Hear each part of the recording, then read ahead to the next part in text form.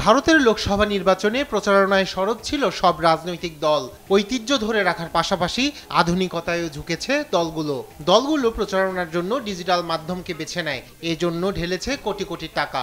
এর মাঝেই প্রকাশ্যে এলো ডিজিটাল মাধ্যম গুগলে নির্বাচনী প্রচারে দলগুলোর ব্যয়ের হিসাব। ব্যয়ের তালিকায় সবার উপরে গেরুয়া শিবির। শুধুমাত্র গুগলে নির্বাচনী প্রচারে এখন পর্যন্ত দলটির খরচ ছাড়িয়েছে 100 কোটি রুপি। 2047 तक ऊंचे मुकाम की गारंटी, मोदी की गारंटी। তবে সকল অভিযোগ নাকচ করে কংগ্রেসকে নিশানা করেন ভারতের প্রধানমন্ত্রী নরেন্দ্র মোদী। লোকসভার 5 দফার ভোটেই ইন্ডিয়া জোটের পরাজয় নিশ্চিত হয়ে গেছে।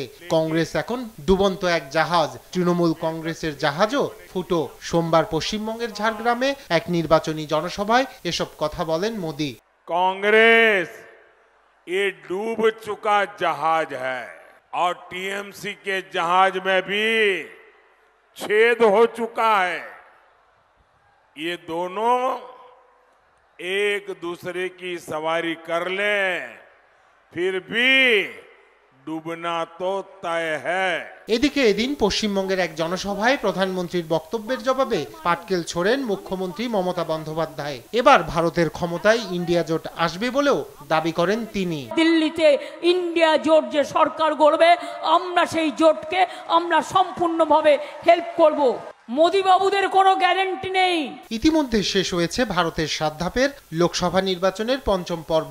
মোদী না রাহুল গান্ধী কে বসছে দিল্লির মসনদে তা জানতে অপেক্ষা মাত্র কয়েকদিন।